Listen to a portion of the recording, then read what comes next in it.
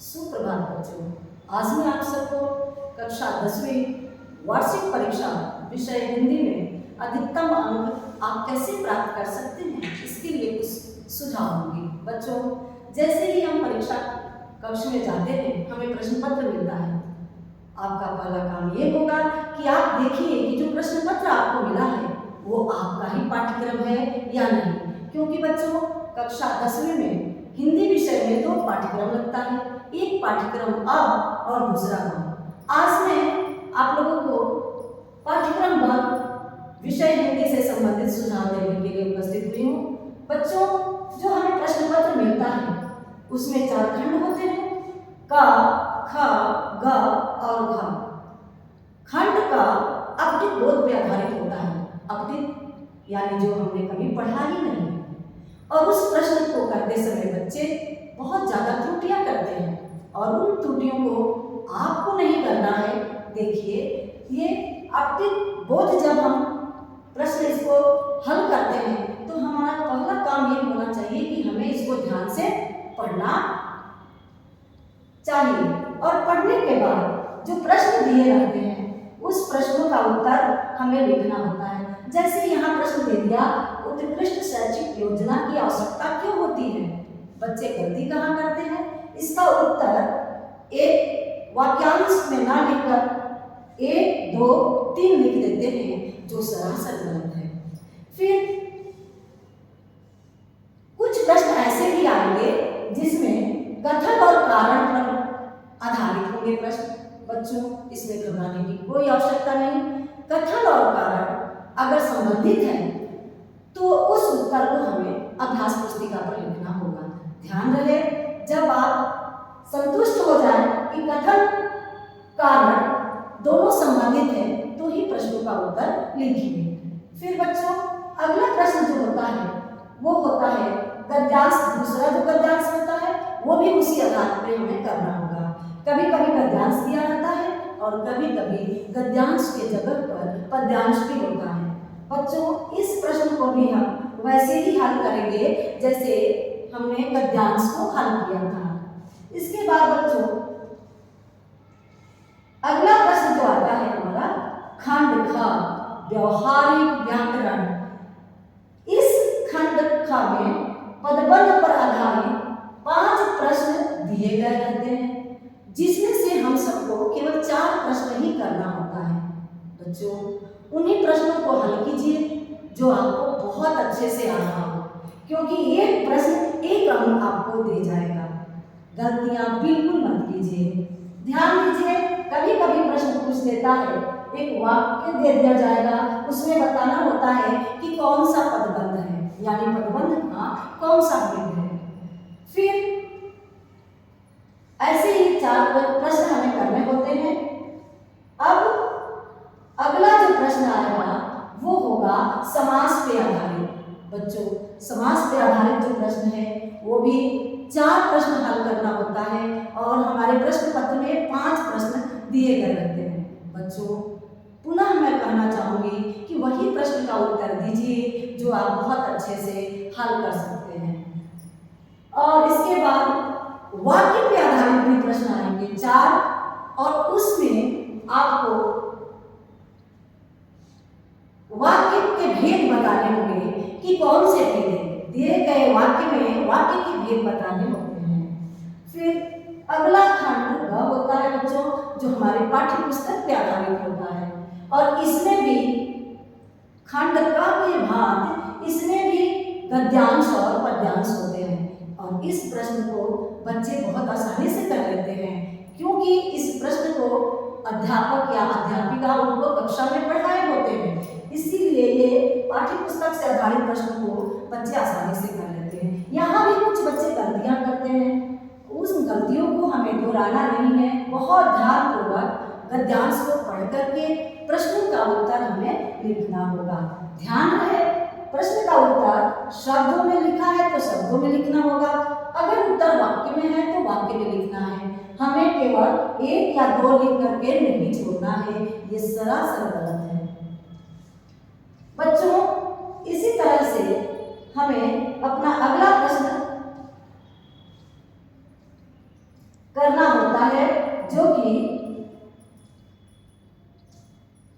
खंड ग है।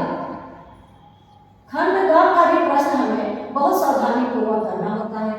और ध्यान रहे, कभी भी आप प्रश्न अभ्यास पुस्तिका पर लिखते समय काले रंग की लेखनी का प्रयोग बिल्कुल मत कीजिए। अपने मुख्य बिंदुओं को दर्शाने के लिए पेंसिल का प्रयोग करते हुए मुख्य बिंदुओं के नीचे रेखांकित कीजिए। कभी भी काले रंग की लेखनी का प्रयोग मत कीजिए, क्योंकि हिंदी में मुख्य बिंदुओं को दर्शाने के लिए काले रंग की लेखनी का प्रयोग वर्जित है। इसके बाद खंड जो घ है वो रचनात्मक लेख है।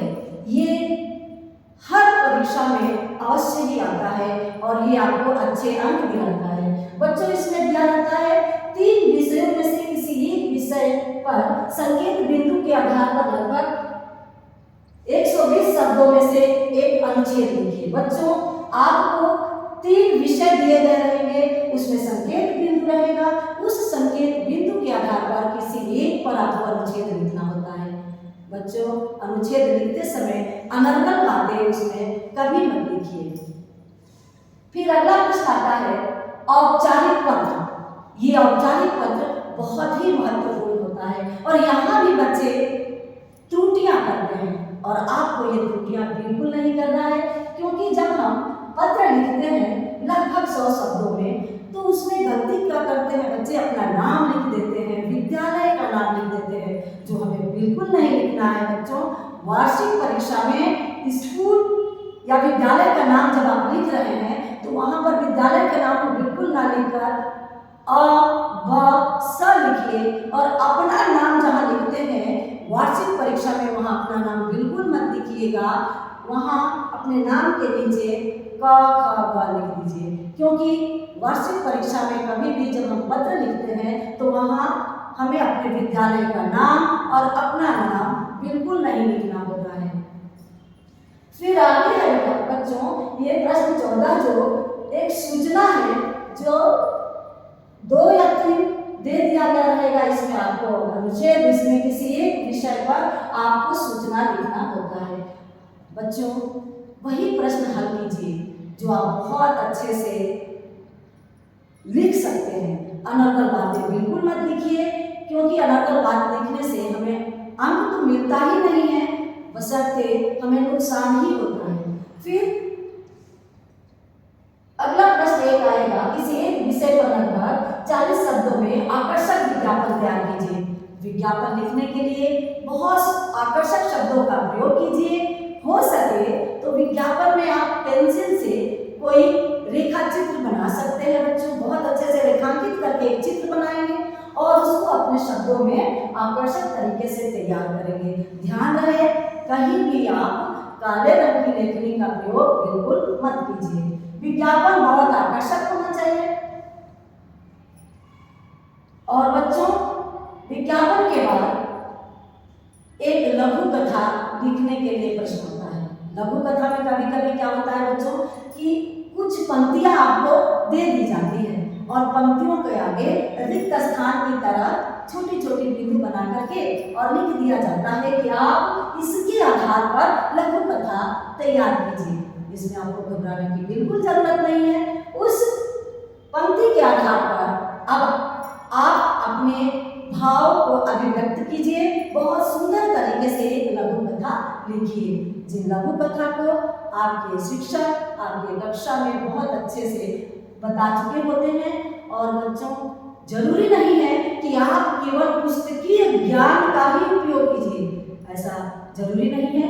आप अपने अभिव्यक्ति को अपने मन से लघु कथा लिख सकते हैं, बशर्ते ध्यान रहे कि लघु कथा लिखते समय जो पंक्तियां हैं उसी से आधारित हमारी कथा होनी चाहिए। बच्चों, इसके बाद ईमेल लिखते समय यहाँ भी आप अपना नाम या विद्यालय का नाम बिल्कुल मत लिखिए।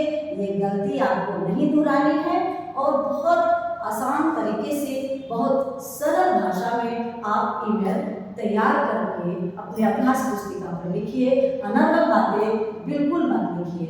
ध्यान रहे, आपको बार बार मैं यही बता रही हूँ कि काले रंग की लेखनी का प्रयोग वर्जित है। आप अपने मुख्य बिंदुओं को दर्शाने के लिए पेंसिल का उपयोग करते हुए रेखांकित कीजिए, लेकिन कहीं भी काले रंग के लेखनी का प्रयोग बिल्कुल मत कीजिए। इसके बाद बच्चों, एक बार अंत में जैसे ही आपकी परीक्षा समाप्त होने में 5 या 6 मिनट का समय बचा हो, आप पुनः अपने पूरे प्रश्नों को जांच करके देखिए कि कहीं आपका कोई प्रश्न छूटा तो नहीं।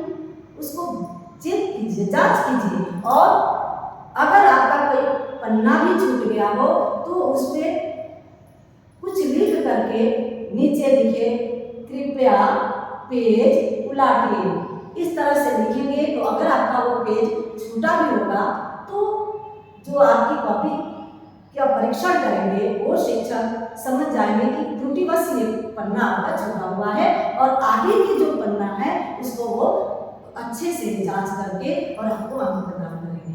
मुझे उम्मीद है बच्चों कि आपने मेरे द्वारा दिया गया ये सुझाव आपके लिए उपयोगी सिद्ध होगा।